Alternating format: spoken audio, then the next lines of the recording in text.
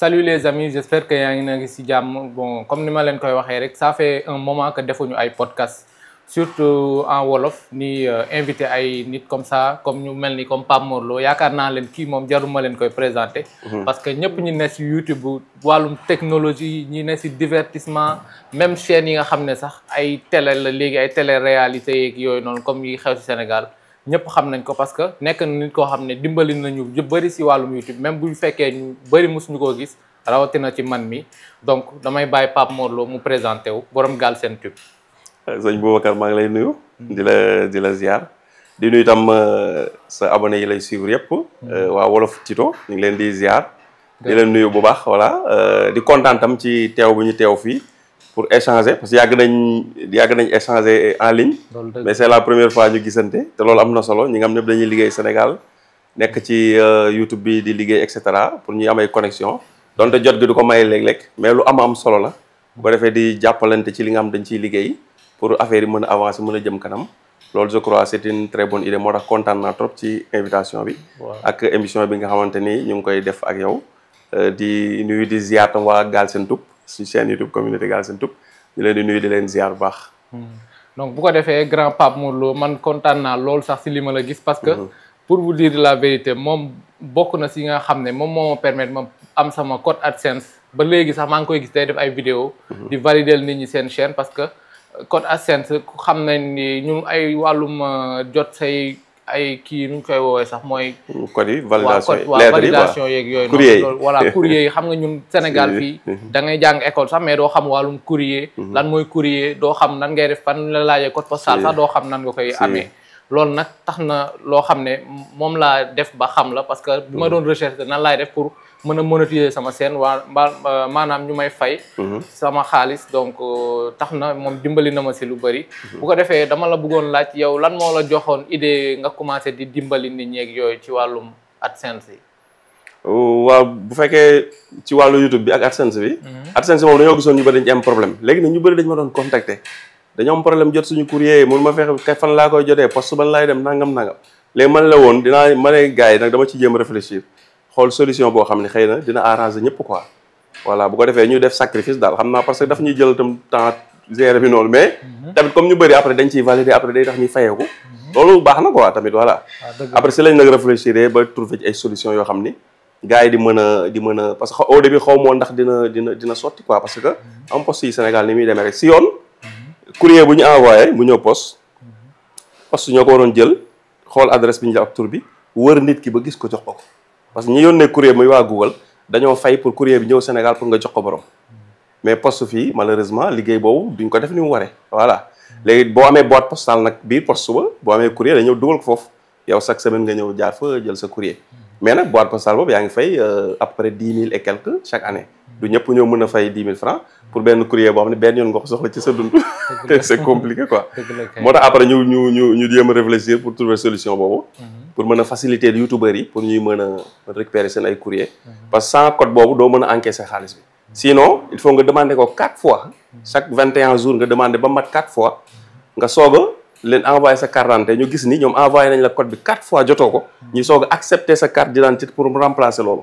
temps bëri la lay perte loo quoi trop voilà malheureusement bëri na si ay youtubeurs yu mag a mag sax man déjà gis naa si say commentaire vidéo ñoom ñuy témoigner ni grâce à yow tax na ñu am seen code AdSense wala ñu mën a valider seen chaîne mën a bëri na trop mënuma sax citer parce que ñoom ñu bëri ñoo ngi témoigner si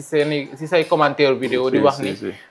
dimbali nga leen ñu fexe ba valider seen chaîne donc yaakaar naa loolu acte bu baax a baax la te vraiment maa ngi lay jaajëfal bu baax si loolu ngay def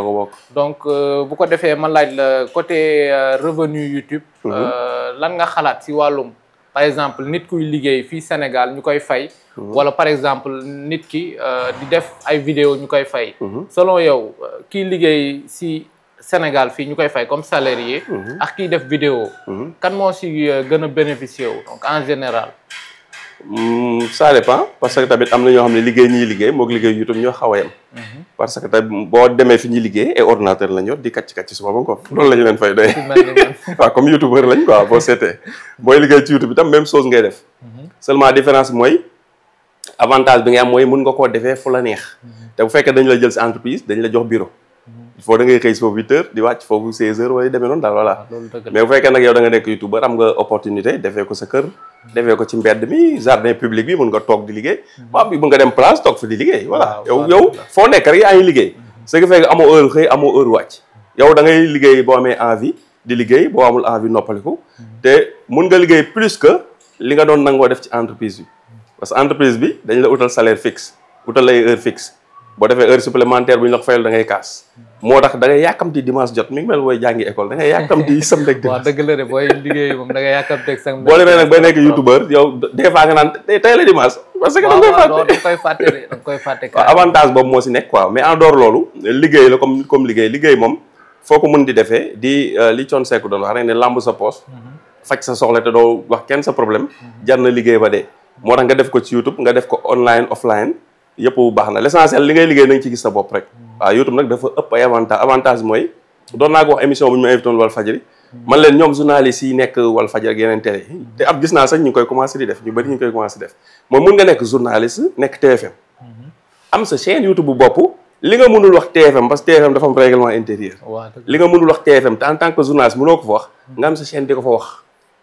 soo wàccee TFM def sa vidéo benn vidéo dugal li nga bëgg a commenter ci actualité librement te mënoo ko waxee si télé bi nga ko fay def léegi di nga am sa salaire ci télé bi di nga am beneen salaire supplémentaire si YouTube boo monétiser en tant que journaliste booy fayeeku si télé par exemple 200 000 300 400 wala 500 moo xam nga mat sa chaîne YouTube booy fayeeku lu toll noonu yaakaar naa baax na de. fuuf sax fuuf ba pare. voilà da ngay sóoraale bu imaginer télé bi jékki saa yoon dàq la. voilà très bien. te loolu moom bëri na Sénégal. télé moom dañuy jékki saa rek arrêté la. te doo sax xam lan nga def. soo amee ay dara biñ ko dàqee seen TV wala bi mu bàyyi xam dàq entre parenthèse. waaw parce que voilà. di nga bu créé wuloon chaîne lu muy def. waaw day wëri beneen télé bu mu liggéey. léegi est-ce que soxla na demaat ci télé. waaw dëgg la soxlatu ko. man su job bi nekkoon seen TV. soxlatul demaat ci télé. non soxlatuñ ko. parce que da ngay dem kii waa ji nekk TFM moom Sénégal 7 Pape Ngagne Ndiaye. moom génnul sax nga chaîne bi mais moom Sénégal 7 yi nga mu ngi fa jël ay nit ñuy liggéey comme média. waaw média la ay opportunité yu dul jeex la. mais ñu bëri des fois dañoo cloué. waaw maanaam kii fas yi am na affaire yu ñu leen di takkal nii. bu ñu mooy ngalaay ay linet yi non affaire yi ñuy def nii pour duñu gis côté yi duñu ragal oto yi daw quoi. li ngay wax ñaari linet yi ñuy def nii à côté. am na nit ñoo xam ne waa jeex na pour que fee oto buy romb bi duñ ko gis pour di daw quoi. am na nit ñoo xam loolu lañ takkal seen bopp. li ñu leen di def loolu rek defe nañ loolu rek lañ mën a def. waaw loolu dëgg la fekk am nga ay ouverture yu bëri ci internet yow mën def ay business. waaw di boole kook sa beneen job quoi voilà. léegi gis nga par exemple li nga wax noonu dafa am solo waaye nit ñi souvent buñ la gisee rek maanaam ngay liggéey ci internet pour ñoom liggéeyoo nit ñi daal tant que jëloo martoog brin wala ñu lay gis ngay gàddu sac wala ngay yëkkati ay affaire pour ñoom liggéeyoo mais par exemple nit kuy toog nii di wax rek nit ñi tàmmuñu ko wala koo xam ne par exemple dafa toog yor ordinateur am di liggéey tàmmuñu loolu quoi est-ce que yaa ngi comprendre li may wax maanaam ñoom tant que gisuñu la ngay def ay effort physique pour ñoom liggéeyoo quoi man loolu daf ma jaaxal ci nit ñu bëri parce que maanaam buñ doon par exemple da nga yor ordinateur di si dóor marto sax loolu la ñuy gën a wax liggéey que pourtant man sax ak sama waa kër li ñuy xam ne man lii mooy sama liggéey dama yor dégg ci kër liggéey terewul des fois dama koy kaas des fois maire bi ñëw wax ma benn affaire Pape ñëw dugg ci studio wax ma benn affaire ma ne ko mais loolu yéen a defe naa ma liggéeyu ma toogee bi da ngeen ñëw daal yow mel ni man damaa toog nii doon def nii rek nga ñëw pour ma defal la benn affaire quoi problème boobu laa mais ba léegi dama koy kaas mënoo si dara mentalité la quoi dëgg la des fois man mii damay def ay live sama néeg mais sama yaay damay ñëw naan ma ñëwal xoolal ma télé bi lii mais ñoom duñu yaakaar ne da ngay liggéey parce que amuñu culture wala amuñu culture boo xam ne nit ñi léegi fépp nga mën a liggéey si àdduna bi te li ma leen mën a wax nag gis nga revenu yi nga mën a am si internet bi muy YouTube ak lu mu mënti nekk revenu yooyu mënul bokk sax revenu yi ñuy am fii nii par exemple imaginez man mi su ma doon liggéey si benn entreprise si lu ma spécialisé wu affaire design affaire vidéographe ak yooyu noonu mën naa am ça dépend mën naa am salaire yu baax mais la plupart li ma mën a am si YouTube bi maanaam liggéey bi may fournir effort bi may fournir li ma mën a am moo ëpp fuuf que li nga xam ne su may xëyoon di dem dama koy am ça c'est vrai parce que une semaine rek mën nga si am lu mat 500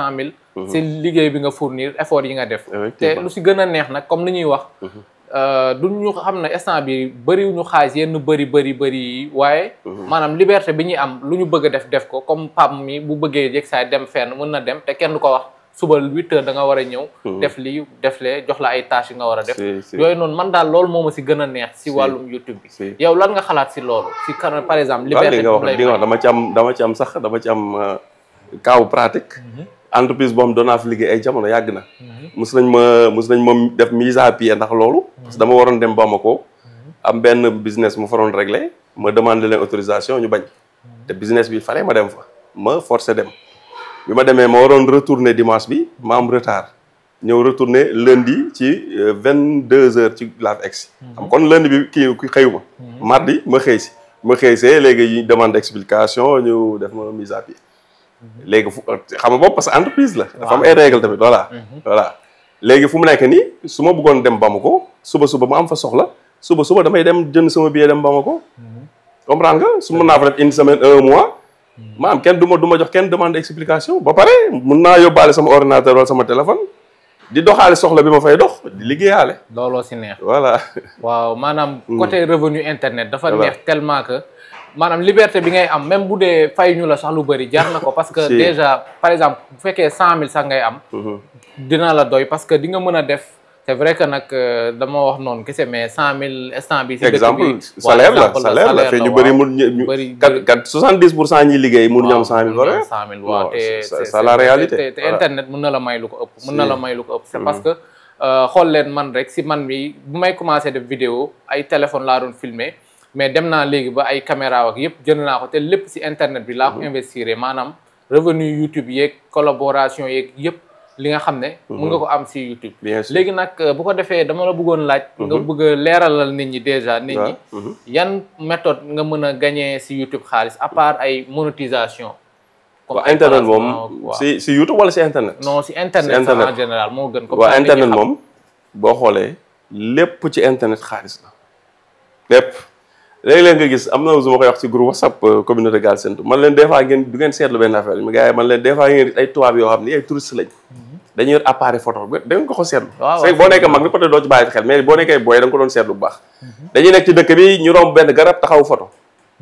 romb ay xale yi daw taxaw photo continuer dox sol seen kilote ak seen benn t-shirt wala chemise doon yor seen appareil photo lu ci romb ci dëkk bi benn saret bi romb sañu photo. après nga jàpp touriste la bu ñëw fii vacances day photo nii rek pour souvenir quoi. fekk non da koy jaay ci ay plateformes yi ñuy jaay ay photo. dëgg la te doo ko xam. da ngay dugg si YouTube bi nga tàppee fa charrette Sénégal. nga gis plateforme boo xam ni benn waaye bu toog ci charrette di dawal ñu defal la ay logo kii bi quoi protège hologramme defal la ko ci kaw image bi image boobu boo ko bëggee jënd mën nañ la ko jaayee 50 €, 10 €, 20 €, 100 €. parce que ki ko photo woon ñëwoon na fii Sénégal di dox ci mbedd yi photo ko dugal foofu di jaay. dëgg la loolu muy photo yi muy jaay ci plateforme yi ñuy jaayee photo si lay dagg bi yem di voyager ci àdduna bi di photo di dugal foofu. loolu xam nga business la boo xam ni ñu ko naan bëri wuñu te loolu donc ba ñoom loolu la ñuy def. léegi internet c'est simple loo cliquer boo jëlee sa téléphone bi foo nee cliquer rek am na ko gagné xaalis quelque part dans le monde. lien boo cliquer ci internet vidéo boo cliquer ci internet site boo ubbi ci internet application boo installé am na kenn ku gagné xaalis fenn ci àdduna bi te yow yaa tax mu gagné xaalis. léegi nag ndax yow da ngaa bokk ci ñiy defar lu ñuy cliquer wala ci ñiy cliquer rek ngay bokk quoi. comprendre nga da ngay produire ay vidéo nit ñi di seetaan. wala yow da ngay seetaan vidéo dong yem ci. question la quoi. kenn ku ne yaa ci woon dana xool ba xam. la nga ci tontu. mais daal lu nit kenn ku ne da nga jàpp ni loo ne càpp rek. am na ko gañ a xaalis. dëgg la loolu fenn ci àdduna bi te xamoo kan la te yaa ko may xaalis. la ngay fexe nag yooyu ngay fexe nit ñi di gagné ci say clic ak ci say seetaan. mais ngay fexe tam yow ngay gagné ci nit ñi li ñuy cliquer ak di ko seetaan. mu nekk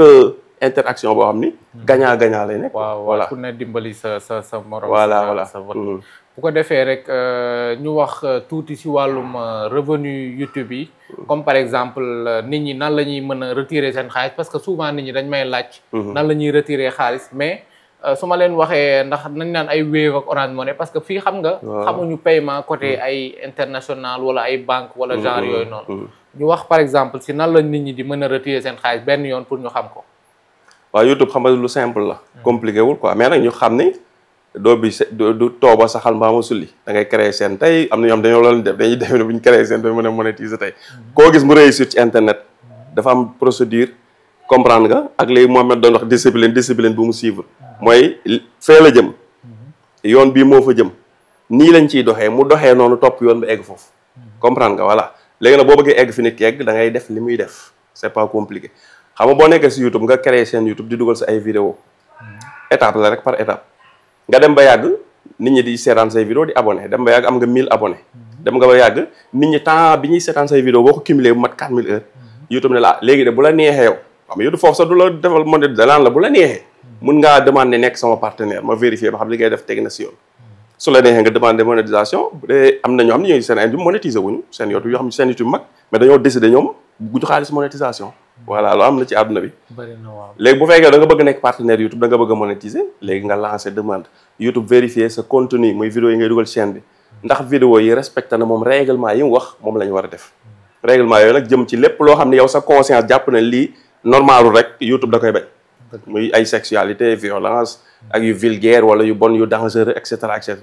ak jël yi fi jàmbur yow moom jël ay vidéo jàmbur di ko posté sa chaîne yow da koy bañ voilà moom naan daal mun naan règlement YouTube yi boo ko xoolee ak conscience bu normal dañuy dëppoo waaw dëgg la kay dañuy dëppoo quoi voilà comme tere fii rek la ñuy tere YouTube jeex na voilà léegi nag boo respecté yooyu mu xool gis respecté nga ko YouTube accepte sa monétisation léegi nga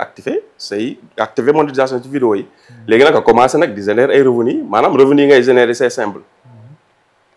bépp vidéo booy seetaan ci YouTube yaa ngi gis ay publicité di si daw publicité yooyu ay annonceur la annonceur dañoo fay YouTube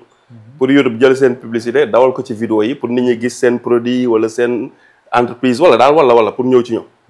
léegi nag YouTube tamit ne la yow yaa dugal vidéo bi man maa moom plateforme léegi su ma dawalee publicité ci sa vidéo léegi man dañ may fay xaalis léegi nag dama la cay jox as tuut ndax yow yaa defar vidéo xam nga YouTube moom plateforme mais moomul vidéo yi nit ñi ñoo moom vidéo yi loolu c'est très important moo tax collaboration voilà léegi boo defee nag après YouTube di la jox ndànk-ndànk ci li muy encaissé su demee nag léegi ba nga xam ne matal nga 70 euros parce que doo fayeeku lu manqué 70 euros buy à peu près ay 40 000 aux alentours quoi voilà soo fa eggul rek duñ la ko fay il faut nga egg foofu léegi nag boo defee soo demee ba egg foofu YouTube ne la nag des na ay étape supplémentaire muy lan muy sa compte AdSense bi ngay demandé da nga koy créé waale mais bu la neexee nga bàyyi ko ma neex nga paramètre ko compte boobu nag dafa war a dëppoog normal pour ma lay fay foofu su ma la fayee foofu nga soog a jëlee foofu yóbbu sa compte banque comprendre nga compte AdSense boobu nag léegi moo am ay validation yooyu def ba am daal c'est simple li nga war a def mooy da ngay koy bind sa tour sa yëpp mais nag ay tour vrai tour nga fay bind parce que affaire xaalis la waaw doo fi bind rek ay surnom sinon boo waree valider après da ngay gis ni problème la ñu bëri dal na leen ñu bind fa seen tour seen war a valider gis ni non carte d'identité bi ak tour seen bi bokkul te dañ lay laaj sa carte d'identité code bi nga doon wax ci commencement vidéo bi code secret bi léegi dañ la koy laaj pour vérifier yow da nga def AdSense Sénégal nga dëkk ñoom dañuy vérifier ndax Sénégal nga dëkk ñun la jox ñu benn adresse Sénégal ñu envoyé la fa lettre bi am na benn code bu ñu ci bind code boobu nga dugal ko ci AdSense pour ñu xam ni Sénégal nga dëkk loolu doo nga lay jëriñ loolu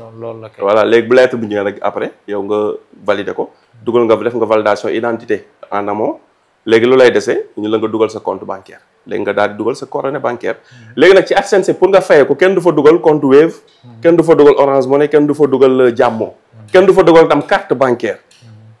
te mode chèque tamit am na waaye boo ko defee Sénégal doo jot xaalis waaw loolu tam ñu xam ko mooy compte banque nga fay def su nee compte banque tamit ñu xam ne ay Pamecas du banque crédit mutuel du banque comprendre yooyu noonu ay Pamecas crédit mutuel bari nañ affaire yu demee noonu quoi yooyu ay mutuel ay groupe yu dajale seen xaalis la lebal ay nit ñuy liggéey di leen fay ñu am bénéfice duñu ay banque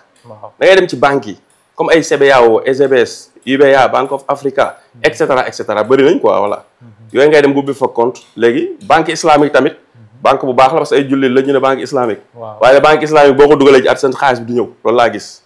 gars yi dañoo am problème américains yi nanguñ fa def ay transfert lay nuróol loolu tam gars yi xam nga baax na si banque islamique baax na si trop kay waaw ñu koy utiliser day may jafe-jafe léegi bu ko defee aussi bëggoon naa nga wax ban banque ngay suggérer nit ñi parce que man problème mu banque yi yàgg naa ko am man gis nga yàgg naa fayeku si AdSense bi mais des fois ay 20 jours lay def damay topp banque bi daw ba sonn moo tax sax des fois damay mujjee mer du ma xam damay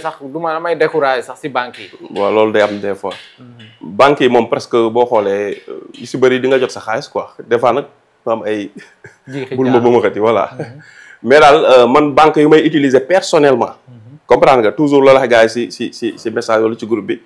li may def laa leen mën a wax comprendre xam naa nag banque yu bëri yu baax parce que damaa xam yeneen youtubeurs yu koy utiliser te amuñu si problème comme mun naa ne banque yooyu baax na mais man sama expérience personnelle UBA laay utiliser muy banque of Africa UBA ak li nga xam mooy Ecobank UBA bi mosuma si am problème te maa ngi koy utiliser ça fait presque 5 wala 6 ans comprendre mosuma si am problème Ecobank bi ça fait 3 ans ma koy utiliser yaakaar naa di si jot paiement chaque mois. aw ma si problème léegi nag bu dee ko yàkkamti koo xam daa bëgg paiement yi ñu ko envoyé le 21 bu tombé wala weekend le 22 wala le 23 mu jot xaalisam. da ngay utiliser maanaam Ecobank. parce que gis naa sama paiement yi ñëw Ecobank mooy gën a gaaw kay ñëw IBA. comprendre waaye IBA man mooy par défaut banque bi may utiliser quoi. parce que sama paiement dama ko si jot. ak presque lu mat ay 20 wala 30 youtubeurs yoo xamante ni dama leen jox sama compte banque ñu fay jaarale seen ay paiement su weer bi dee su ma jotee seen paiement ma fayeeku leen 15% envoyé leen li si des ba ñu am compte bancaire. parce que ñoo ay nit yoo xam mënuñu am compte bancaire tam nañ ay seen YouTube di fayeeku. comprendre nga léegi ñu contacté ma facilité leen loolu. voilà loolu mooy li nga xam ne am na ci moo tax ñaari banques yooyu da laa mën a wax nit parce que yooyu laay utiliser ku yàkkamti moom dee utiliser Ecobank parce que gis naa seen transfert mooy gën a gaaw. mais yooyu yëpp am sécurité quoi. waaw yooyu am na léegi bu ko defee aussi bëggoon naa nga wax. nit ñi que ni def vidéo soxla jaratul léegi par exemple lan laa bëggoon wax sax comme gagner xaalis ci internet bi. comme def vidéo aussi amul kese comme ni ñu toogee nii di wax wala comme yow ni nga toogee di wax sama chaîne wala comme man ni ma toogee di wax sama chaîne. am na lu ñuy woowee YouTube automation yaakaar naa ni yow aussi am nga ci expérience ci loolu. bëggoon naa aussi ñu wax ci loolu par exemple nit ñi mën a comprendre ne bu ñu leen waxee ni mën nga gagner xaalis ci internet bi ak ay def vidéo rek. am na yeneen méthode yoo xam ne mën nga ko utiliser te sax doo ci feeñ. sa visage du ci feeñ sa baat du ci feeñ. lépp liggéeyu. intelligence artificielle même bu dul nekk 100% am na ñoo xam ne dañuy préférer wax seen vidéo maanaam lu ñuy woowee voix off. am na ñoo xam ne dañuy préférer pas wax seen vidéo yi mais jël utiliser benn voix yu mel ne Eleven Labs. ak yeneen sites yoo xam ne day générer ay voix. créer seen script. bind ay histoire vraie wala ay histoire yoo xam ne ñoom ñoo ko créé te loolu dañ ciy gagné xaalis bëri na sax ay chaîne YouTube léegi yu may gis yoo xam ne Sénégal la dañuy wax ni ñoom dañuy raconter ay conte même bu nekkee conte yu du dëgg parce que xam nga nit moom seetaan rek la bëgg rawatina si nit ñi ne Sénégal dañuy lépp waa jinni ay lépp wala ay léeb ak yooyu xam nga dañ ko bëgg même des fois sax man na ma koy jàppal xale yi ñuy seetaan ak yooyu bu ko defee rek ma bëggoon nga wax nit ñi aussi si loolu waaw loolu lu am solo la parce que ay opportunité dafa maanaam IA yi dañoo gën a yaatal opportunité yi ni YouTube automation du lu bees parce que du lu bees am na ku xam chaîne YouTube bu tudd Lama Fassé loolu yaakaar naa ñëpp youtubeur xam nañ parce que dafa yàgg te lu mel noonu la doon def am na beneen chaîne boo xamante ni itam kii la dama fàtte tur bi chaîne bu si compa xaw ma genre yooyu la daal voilà dama fàtte ñu am logo lampe bu jaune bi quoi sympa voilà chaîne bu yàgg la te doo gis benn nit bu si génn di wax voilà lépp dañ koy montage la kese loolu kon yàgg na quoi peut-être nag IA yi dafa ñëw révolutionner affaire yi mooy dafa la indil plus de facilité pour ngay def ay voix off nga xam ni par exemple tey yow yaa ngi sénégalais nga léegi yow mën nga bind mën nga lire mais munoo def ay voix off parce que soit munoo wax français correctement wala sa baat neexul wala da ngay bégee wala léegi da ngay def li nga xamante ni mooy texte dugal ko ci IA bi defal la ko audio wax ko comme nit a ko wax te bu njëkk ba voix de synthèse moo amoon affaire buy wax da nga xam ne robot mooy wax mais léegi voix yi voilà yu nit la parce que day mel nit mooy wax voilà doo mën xam ndax nit la wala du nit sauf mu def ay erreur dafay erreur nga xam ni erreur bi nit du ko def voilà sinon lu efficace la visuel yi tamit c'est disponible da ngay dem site yoo xam dañuy joxe ay visuel wala nga générer visuel ni nga ko bëggee ci IA yi générer image wala vidéo maanaam daal dafa yomb léegi soxlatul ngay am caméra comprendre nga pour def li nga xamante ni moom mooy chaîne YouTube soxlatul dama ko wax toujours man may jaay micro mais gars yi dama leen di wax soxlatul ngay am caméra soxlatul ngay am micro pour def chaîne YouTube dëgg la voilà mais nag manière def chaîne YouTube bu gën a yomb mooy jël sa smartphone teg ko filmer sa bopp di wax. waaw mooy gën a. moo gën a yomb mooy gën a yomb boo publier doo monter doo def. jeex na waaw jeex na. noonu la ñuy commencé def ay vidéo ba nga xam ne léegi dem nañ ba. presque bokk nañ si ñi nekk ay experts fii si YouTube Sénégal. même bu nekkee aussi am na ñoo xam ne xamuñu ñu ngi ñuy doog a gis. xam nga par exemple. Sénégal fii ko xam wàllum technologie yooyu noonu nekk fi loo xam ne dañ ko mettre en valeur boo xoolee sax lii di intelligence artificielle bi ni ñu koy utiliser léegi du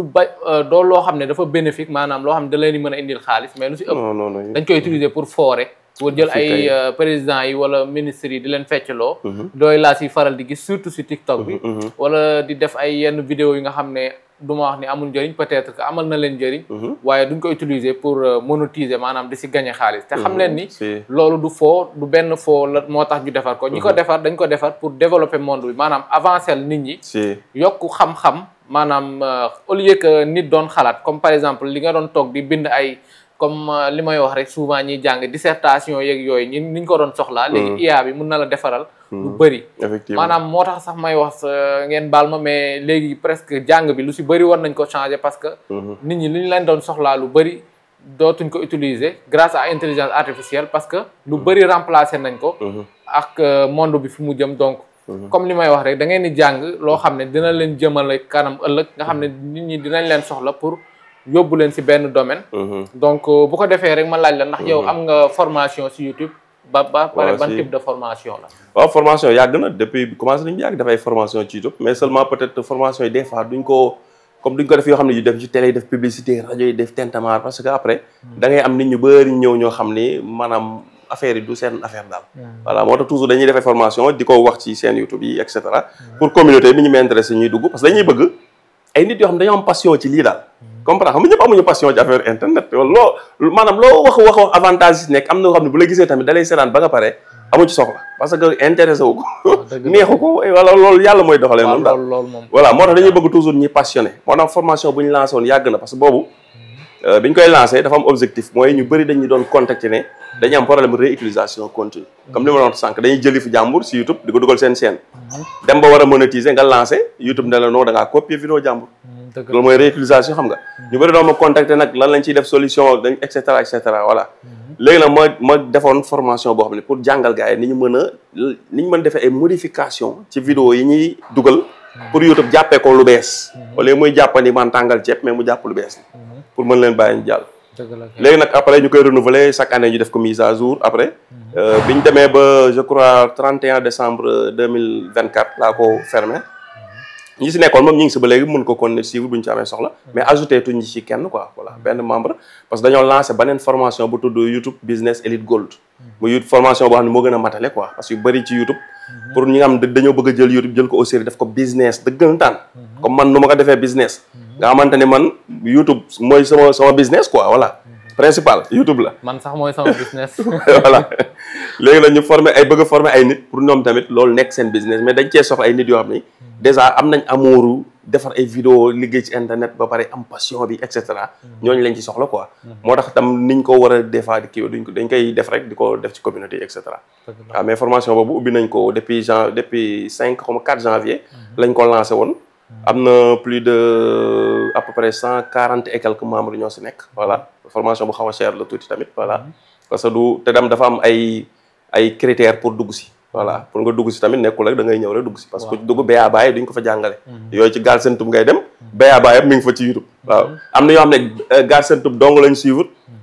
am ubbi seen YouTube ba monétiser ko ba di fayee ko ay 500 1 million et cetera ñu ngi koy fay te dugg ci benn formation voilà formation pour ñu bëgg a dem niveau supérieur kese la mais ñi nga xam ne pour créer seen YouTube mën ko monétiser rek mooy seen objectif soxloolu ñu dugg ci formation boobu mën nañ yem ci formation gratuite yi ñu def ci Galsen Tube bi voilà comme ni ma koy waxee rek souvent man aussi formation yi may joxe ci wàllum crypto-monnaie loolu laay wax am naa vidéo yoo nga xam ne gratuite la si YouTube bi maanaam sama chaîne YouTube def naa ko si yoo xam ne mën nga créer compte Binance ba commencé di jënd sa crypto-monnaie yooyu noonu moom tamit noonu la defee formation gratuite yoo xam ne mën nga créer sa chaîne YouTube ba dem monétiser ko te doo jaar sax si moom si formation yi donc formation yi créé wu ko pour nga xam ne day encaisser xaalis rek bàyyi leen ngeen dem noonu te du leen suivre donc parce que nit ku honnête rek mooy def loolu donc parce que loolu dafa am importance comme li ñuy wax rek nit ñi def la confiance moo gën a fuuf que ngay ñëw rek jël xaalisu nit ñi ba pare si yow lijjanti woon li ñuy sax dara ba pare da ko def liggéey moo tax mu mel noonu waaye xam nga leen ni bu fekkul woon liggéey la ko def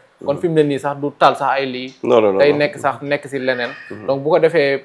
Pape Mor Lo ñu ngi lay laaj boo doon conseiller comme ça jeunes yi jàng tey nii par exemple ñu nekk ay xale lan nga leen di conseiller maanaam ci wàllum internet maanaam ñu jàng développement maanaam ni ñuy développé ay site algorithme yeeg yooyu ni ñu koy defee xam-xam boobu la ñu war a xam nga ñun ñii suñu wàllu wéy na ci côté boobu quoi amaatuñu temps problème di jàngi loolu voilà xëy na peut-être ci yow mais man moo xam mais jeunes yi nga xam ne actuellement ñi ngi école lu ñu leen di conseillé ci wàllum technologie ñu jàngi loolu parce que xam-xam bi nga xamante ne presque lépp moo koy defar xam-xamu maanaam algorithme yi la nga xam noo koy defaree noo koy manipuler nan maanaam dafa nekk xam-xam boo xam ni boo ko maîtriser li may wax rek dafay mel ni yow benn ban lañ la jox ban bu tooy ban ni ñuy defaree poterie quoi moom lañ la jox léegi yow ban boobu bu ñu la xasee jox mun nga si defar ndaal mun nga si defar njaq mun nga si defar ànd mun nga si defar maanaam statut nit mun nga si defar statut gaynde mun nga si defar kuur maanaam sa imagination lu mu la jox rek mun nga ko si def loo xam-xam boobu loolu la ñu xam ko boo ko xasee xam maanaam nga jàng di nga xamante ni mooy noonu la ñuy tëggee site internet yi ak application yi maanaam li nekk ci ginnaaw xam nga seetu si kanam boo taxawee sa bopp ngay gis mooy miroir bi waaw mais boo tourné seetu bi peinture ngay gis peinture boobu la ñuy dem jàngi li ngeen di gis nii muy vidéo ak yi ngeen di cliquer mooy seetu bi maanaam li nekk ci ginnaaw peinture bi la parce que peinture bay tax reflet mën a am parce que boo sinon boo xoolee da ngay gis muy jàll peinture bi ci ginnaaw moo tax mu nekk seet peinture boobu nag xam-xam boobu mooy xam-xam dëgg bu ñu war a jàng fu mu nekk nii voilà ñi nga xam ne affaire internet moo leen intéresse nag laay wax voilà loolu la ñu war a jàng nu ñuy tëggee mbir yi pas nu ñu koy utiliser kese mais nu ñu koy defaree waaw loolu la jeunes yi war a gën a jàng fi Sénégal donc bu ko defee rek parce que dama amoon lu ma si ajouté la plupart aussi parents yi xam naa ni ñu si ëpp parents yi sax duñu faral di seetaan vidéo yi même bu nekkee bëriwul ak yooyu mais yéen si boppam laay waxal nit ñi nga xam ne seen parents yi dañ leen di faral di jox pression si jàng bi te nit buñ koy forcer même comme par exemple ñu forcé woon kenn rek benn xale ne ko del seetaan vidéo Pape Mor Lo yi fekk bëgg ko neexu ko donc dañ ko war a bàyyi nit lu mu bëgg a def c'est pas 100% aussi nga bàyyi nit ki lu mu bëgg a def rek mu def ko mais wàllum développement pour mu mën a avancer si dundam bu ngeen ko bàyyee mu def li mu bëgg la plupart des temps day mujjee réussir waaye bu fekkee da ngeen koy forcer loo xam ne par exemple mën na am bañu ko waaye aussi day obligé mu def ko jàng fii Sénégal dafa war a am limite boo xam ne même su fekkee góor wala jigéen da nga war a xam ni waroo topp di jàng faral yàgg naa ko wax ak samay vidéo même sama yeneen invité yàgg nañ ko wax donc ngeen fexe maanaam mën dara loo xam ne nit ñi dinañ leen soxla mais fii bëri na ñi nga xam ne passé nañ bac université master lu ne mais maanaam ñoom xamuñu lan la ñuy def seen àdduna daal te loolu erreur gënu koo rëy parce que nga dem ba nekk mag am 18 ans 24 ans 25 ans te xamoo sax yow lan nga bëgg a def bëri na si université bi ñu koy def waaye fexe leen spécialisé wu si ay domaine gis ngeen ni sama chaîne invité naa fi ñiy def YouTube di invité naa fi ñiy def si TikTok bi invité naa fi ñiy def e-commerce lu ne invité naa fi ay nit donc loolu rek pour motiver leen ngeen xam ne ngeen mun ku nekk maanaam choisir sa domaine c'est pas parce que aussi Pape Mor Lo wala man damay def benn affaire rek loolu ngeen war a def parce que nit ki da leen neex maanaam du ay affaire da neex business du ay affaire kii daf maa neex wala lu muy def daf maa neex moo tax ma koy def mais da ngeen war a xam lu leen yëkkati seen objectif lan ngeen bëgg a atteindre bu fekkee da ngeen bëgg a liggéey YouTube ngeen topp ko am discipline si loolu liggéey ko bu fekkee da ngeen bëgg a liggéey crypto-monnaie ngeen investir si seen bopp jàng xam-xam parce que ñun ñaata temps la ñu toog di jàng kenn xamul ñaata temps la déjà seetaan nañ ay vidéo ay multimilliers de vidéos balaa ñu maîtriser lii rawatina si man mi déjà seetaan naa sax vidéo moom plein de vidéos supprimé nañ sama chaîne YouTube ñaari yoon xaw ma na yëg nga ko dafa mel benn bi waxoon naa la ko ba pare mooy règlement YouTube yi comme ni ñu koy waxee rek maanaam comme ni ñu lay tere xam nga yow sañoo dem si sa kanamu parents yi teg fa ay yenn vidéo sexualité ak yooyu wala nga dem di saaga seen kanam xam nga loolu boo ko defee sax ñoom dañ lay sanctionné donc rawatina si YouTube boo comprendre loolu rek di nga xam ne yenn erreurs yi waroo ko def donc comme li ma leen di faral di wax rek spécialisé wu leen si benn domaine bu spécifique loolu dafa am njëriñ trop parce que loolu boo ko defee rek foo jaar dina am ku la soxla parce que par exemple bu doon da nga spécialisé wu defar benn par exemple damay jël lii exemple coupe lii nga gis ku la soxla ne moom coupe la bëgg nga defaral ko nga jël defaral ko coupe keneen ñëw jox la leneen nga defaral ko mais bu nekkee yow amoo dara looy liggéey pour nit ki soxla la day xaw a jafe souvent yenn liggéey yi nga xam ne comme ay ngeen baal ma mais ay yi nga xam ne ay doole moo koy def rek ay yenu ay puus ay loolu daal lañ lay soxlaa liggéey yoo xam ne xel du ko def mais doole dong moo koy def voilà dañuy wax ni xaalis aussi xel moo koy attiré est ce que kanam tuuti liggéey doole def dañuy dañ de plus technologie avancée matériel ak robotisation bi nii dëgg la liggéey doole di def ci kanam kenn dootu ko defati doole dootu ko def usine oto yi montage oto yi rek boo ko xoolee nii non da ngay waaru da ngay waaru trop vraiment si parce que internet bi fi mu ne lii léegi war ngeen si bénéficier wu bu ngeen gisee ñuy def vidéo c'est pas parce que aussi vidéo yi nii mën naa ko sax bañ a monétiser mais pour dimbali nit ñi moom loo gisee lu tax muy def vidéo dimbali woon nit ñi pour ñu mën a comprendre moo tax donc Pape yow ñaata at nga defagum si YouTube bi YouTube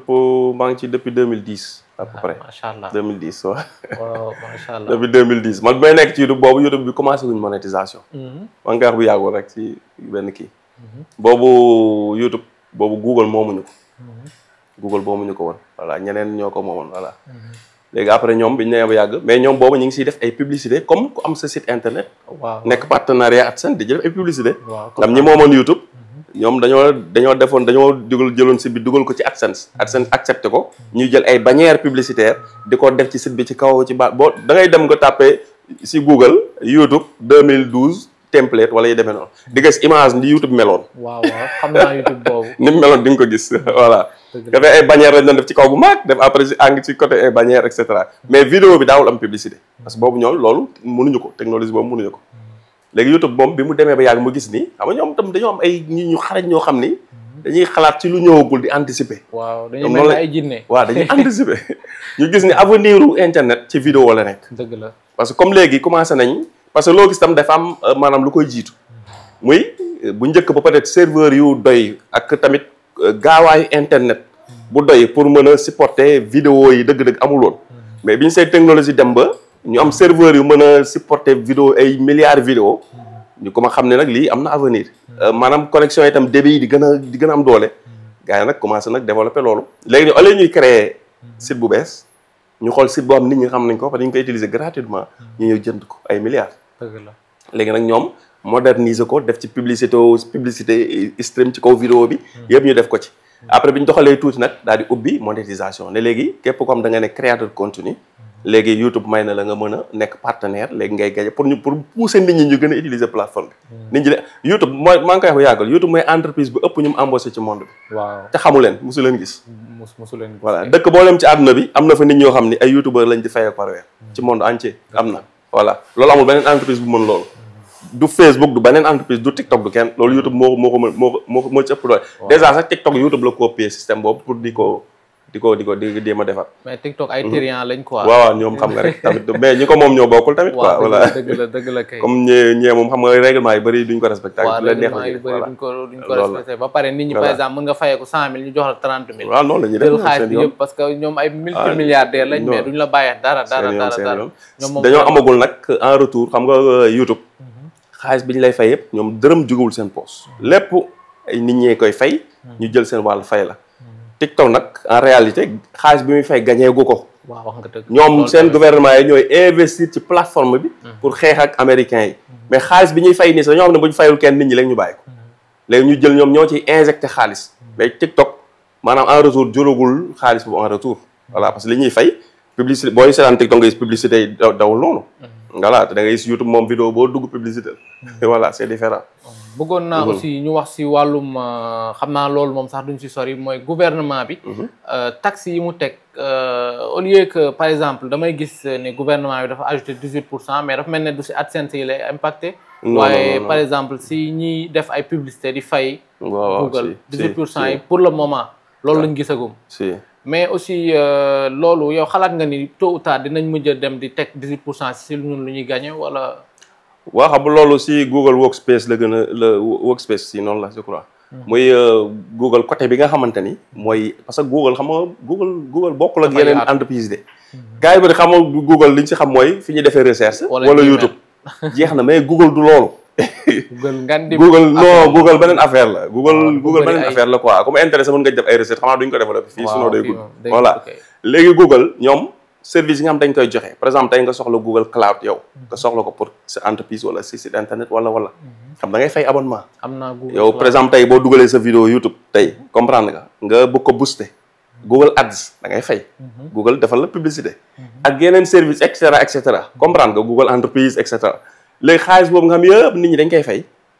léegi ñoom état Sénégal ci la leen wax xaalis boobu ngeen di jël di ko génne Sénégal di yóbbu léegi ñun dañ cee soxla 18%. léegi Google def ni Facebook defoon rek maanaam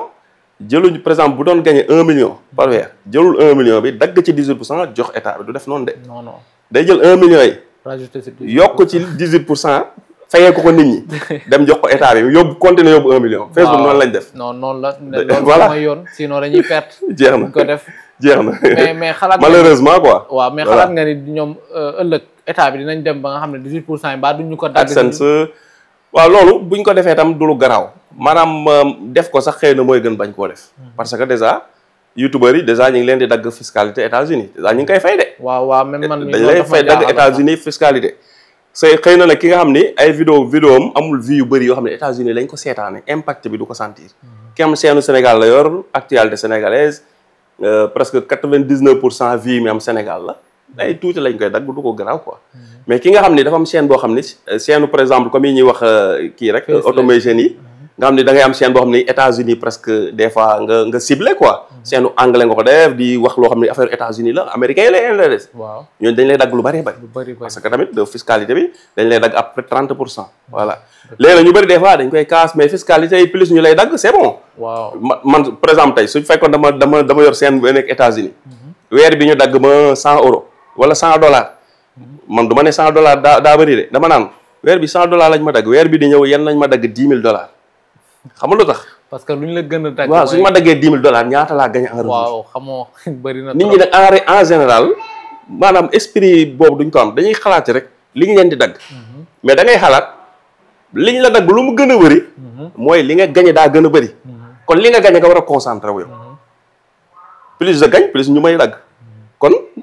yàlla liñ may dagg yàlla na gën a bëri. suñ ma daggee 100 ak ñu dagg ma 10,000 bokkul. suñ ma daggee 100 peut-être maa ngi am 1000. waaw suñ ma daggee 10,000 peut-être maa ngi am 1 million. waaw wala 1 million waaw dëgg la duñ la. noonu nga koy xalaate quoi voilà. loolu la kay mais bul xalaat loo xam da lay contraindre. voilà nit ñi nag malheureusement boo leen di dagg xaalis dañuy focaliser wu ci maanaam liñ leen dagg kase. mu ngi mel rek si àdduna bi nit ñi nii ñaare dañuy focaliser wu ci ñeneen ñi li ñu am. ba fàtte ñoom li ñu am. dëgg la de. yow yaa ngi des fois da ngay am wér-gu-yaram dara jotu la macha allah te sax xool ni yaa ngi cëppi-cëppi dara jotu la fu la neex dem. yow amoo benn contraire jàpp tëju la prison def ñu la fenn wér nga def ngay ngoon yaa ngi football yi mat sa terrain ñëw sangu guddi gi nga toog def sa caayin mais yoroo 10,000 francs sa poche nga focaliser wu ci 10,000 yi nga yorul mais fàtte ni yaa ngi wér gi yaram yaa ngi cëppi-cëppi yaa ngi football yaa ngi dem place yaa ngi naan caayin mais da nga ciy bàyyi xel dëgg la kay dëgg la de mais di xalaat toujours rek liy jóge ci yow rek non da ngay xalaat tam liy ñëw xéewal gi ñëw si yow tam nga ci bàyyi xel loolu c'est très important te nit ñi dañ koy fàtte te loolu tam lu am solo la voilà léegi nag YouTube loolu ma lay dagg du lu garaaw état Sénégal nag bu demee ba koy appliquer tamit man jàpp naan du lu garaaw parce que dafa am lu positif la ci nekk mooy bu ñu demoon ba ne léegi youtubeurs yi li ñuy gagné AdSense état bi da ciy dagg 5%. loolu muy tekki mooy enfin léegi reconnaître nañ youtubeurs yi léegi dinañ leen commencé jox gëdd comprendre dinañ commencé politique yi ñuy def ñu ciy sóoraale youtubeurs yi créateur de contenu léegi dañ lay xam lii job la mais fii ak état bi maanaam faalewu leen ni dagg ci dara mooy faalewuñ ñu waaw loolu lay tekki de. mais nag man nañu bañ a faale sax moo ñu gën bu ñu commencé faale du baax. mais ñu bëri loolu lañ ko gisee. mais tamit tagg bi tamit bonul quoi bonul de. waaw tagg bi bonul de. bu fekkee ñu ngi ñuy taxaw si vraiment li ñu. bu ñu commencé dagg nag nit ñi bu ñuy kaas dañ leen déglu parce que dañuy commencé di xam ni. biñ daggee par exemple tey. soo amee benn weer état bi dagg si youtubeur yëpp 1%. AdSense yi dugg seen ay milliards la ñuy dugal fii. Google dugal par weer léegi bu ñu ci daggee 1% état bi gis ni 1% bi kat dagg nañ ko nekk na par exemple tey tant de millions. lii kat c'est bon kon kat ñii dañ jéem a xool nu ñuy defee ba connexion bi baax di waxtaan ak tam ay Google wala ay TikTok wala ay Facebook pour ñuy gën a fay ndax ñun ñuy gën a gagné. boobaa état bi peut-être mën nga ko bañ yëg mais si ginnaaw. ministère bi mën nañuy def ay démarches pour affaire yi di gën a baax. ci créateur de contenu parce que plus gars yi di gagné. duñ ko def de. waaw loolu moo ñu am léegi lañuy waaw des fois tamit day policiers moom des fois moom. sañu ma ko wax waaye duñ la jàppale buñ la xësee di dagg moom ñoom xool mais nag noonu lañ ko waroon gisee nag ni ma wax nii approche boobu moo gën a baax. voilà moo gën a baax foofu kay. moo gën a baax quoi parce que dafa affaire itam léeg-léeg nga koy doxalee nenn mu sooxe boo continuer di ko doxal noonu day continuer di sooxe da ngay xool benn stratégie. waaw mu gën a baax loolu moo gën a baax. si léegi bu ko defee rek ñu laaj la lan mooy sa mot de fin comme que boobu ba léegi ñu ngi wax. waaw xanaa peut-être remercier la ci opportunité bi ñuy jox ci Wolof Tuto ñu ñëw partager ak sa communauté. mu nekk loo xam ne am na solo yàgg nañ wax dëgg sa chaîne bu njëkk ba gars yi kii ko mais na noonu la mais tam wane nga foofu maanaam li nga xamante ni moom bu yàggu rek maa ngi koy benn waaye bu duggoon si groupe bi si groupe communauté Galsen Tube bi non YouTube solution ne dañoo supprimer chaîne am muy wax daal waxu découragé mu xaw a daal xam nga affaire da lay choqué bu ñu supprimer sa chaîne da ngay mel ni ndox mu sedd lañ la sotti surtout chaîne boo xam ne yaa ngi ko doon développé ba ci am yaakaar dafa metti quoi voilà mais mu xaw a découragé noonu quoi loolu lañ ko doon wax maanaam affaire yi doo découragé te loolu nga def su fekkoon dañoo supprimer nga découragé kon chaîne mi actuellement du existé kon da nga naan noo naa toog rek def business bàyyi loolu dem mooy defaat chaîne voilà mais da ngaa créé waat te lu ma leer bu ñu ko supprimer waat nga créé waat c'est pas compliqué amul taxaw voilà léegi nag képp koo xamante ni da nga nekk si YouTube ngay def contenu yoo xam ni intemporel la vidéo yi ngay def bu ko di dugal YouTube rek dindi ko ci sa ay machine ak yooyu dee ko denc parce que am vidéo yoo xam ne duñu xeewi comme vidéo bi ñu def nii du vidéo boo xam ni da nga naan dañ koy seetaan suba kenn dootu ko seetaan du politique quoi li ñu wax nii fii ak 10 ans nit mën na toog di ko déglu comprendre nga moo tax boo ko dugalee YouTube ba pare da nga koy garder da ngay wut disque dur YouTubeur day professionnel yi am disque dur bu mag lépp li muy liggéey moo ko fay denc en cas de suppression chaîne bi rek lañ supprimer ñu say contenu nga mën ëpp lii daat yëpp si chaîne bu bees vidéo bi waraloon problème yi wala li nga doon traité visuel yi nga dugaloon ba am problème wala li nga jëloon extrait fenn wala musique ba nga bàyyi ko mais yeneen yi amul problème nga dugal leen voilà loolu tam ñu koy bàyyi xel c'est très important di kontaan bu baax ci invitation bi yàgg nañ la suivre tam sa chaîne vraiment nga nekk koo xamante ni vraiment dañoo gis di maanaam macha allah quoi bëgguma la catu quoi mais dafa am nit ñoo xam da nga leen di xool nga gis dañoo baax loolu la yàlla defal quoi macha allah waaw ku la gis rek day xam ni nit ku laabiir nga quoi voilà te loolu c'est très important moo tax ma sawar ñëw fii sa kër toog ñu waxtaane mbirum business bi nga xam ne seq nañ ko kontaan naa bu baax di nuyu sa communauté bu baax voilà trop sax si li nga ñëw fii vraiment aw ma sax j'ai pas les mots parce que dem bi nga xam ne youtubeur bi ma doon suivre moo ñëw toog nii vraiment je suis tellement content ba mënuma leen sax wax li may yëg nii vraiment merci beaucoup Pape si jaajëf acceptation d'invitation bi nga ñëw fii xam naa dinañ defaat yeneen podcast inchallah fii dans le futur donc suivre leen ñu si donc bu ngeen bëggee formation am naa def lien wu YouTube am comme ça ngeen dem mu leen gën a expliquer yenn affaires yi bu fekkee vraiment am nañu opté pour nekk youtubeur wala nekk si wàllum YouTube donc naa leen defal lien wu kiiwam mi chaîne am yi wala lien wu formation am inchallah si description vidéo bi donc merci ciao les amis jaajëf